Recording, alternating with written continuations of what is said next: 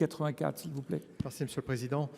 Oui, mesure nouvelle annoncée par le Président de la République lors de la campagne présidentielle de 2022, le pass éducation langue française a pour vocation de permettre aux enfants français scolarisés en dehors du réseau des écoles françaises à l'étranger de pouvoir apprendre notre langue. 80% des enfants français à l'étranger sont potentiellement concernés. Le PELF est destiné à apporter une réponse à une dégradation du nombre de locuteurs français chez nos compatriotes nés à l'étranger.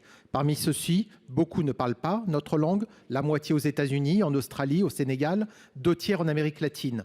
Notre administration consulaire doit régulièrement parler la langue locale pour s'adresser à nos compatriotes. À São Paulo, le consul général m'a dit qu'il ne voyait plus jamais de jeunes Français nés dans sa circonscription qui parlaient français.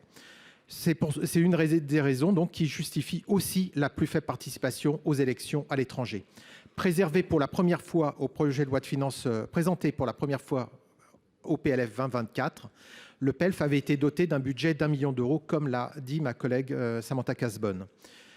Dans l'attente d'une évaluation de ce dispositif, les crédits sont suspendus au PLF 2025. La question se pose toujours de savoir combien de Français à l'étranger maîtrisent notre langue, et de définir un plan inclusif pour l'accès à la maîtrise de notre langue qui est celle de la République.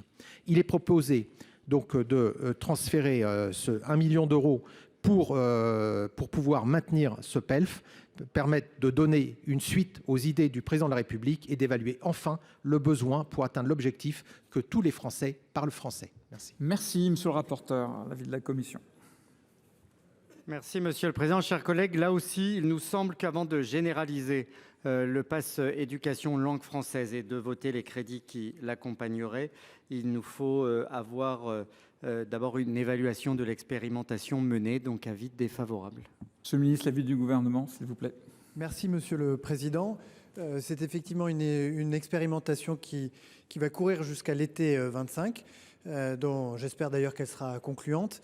Et à partir de là, puisque la ligne budgétaire n'est pas supprimée, elle est juste à ce stade réduite à zéro, lorsque l'expérimentation sera terminée, dans les 14 pays dans lesquels elle se déroule, nous pourrons envisager, peut-être que grâce aux efforts que ce ministère a consentis, à l'occasion du budget, il retrouvera des moyens lors de futurs projets de loi de finances rectificatives qui lui permettront en cours d'exercice d'approvisionner ou en tout cas d'étendre cette expérimentation à d'autres pays une fois qu'elle aura produit ses résultats. Mais c'est vrai que là encore, étant donné les contraintes financières qui s'exercent, aller ponctionner 1 million d'euros sur le 105 compromettrait d'autres engagements qui ont été pris d'ailleurs par le président de la République lui-même lors des États généraux de la diplomatie.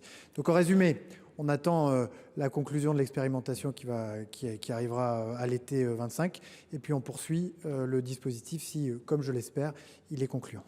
Merci, monsieur Lemoine, pour l'explication de vote. Merci beaucoup, Monsieur le Président. Je retiens des propos du ministre, qu'il souhaite que l'expérimentation soit conclusive et que le dispositif puisse continuer à se déployer. J'interviens à ce moment du débat parce qu'effectivement, il y a beaucoup d'amendements qui n'ont pas pu prospérer, mais finalement validant a posteriori la position que j'avais, d'éviter les rabots qu'on a pu discuter auparavant. Mais ce que je veux dire, c'est qu'il est important, je pense que le ministre, les services qui sont à ses côtés, son cabinet naturellement, portent la plus grande attention à ce chantier du pass éducation langue française, du maintien de l'extension du pass culture aux Français établis hors de France.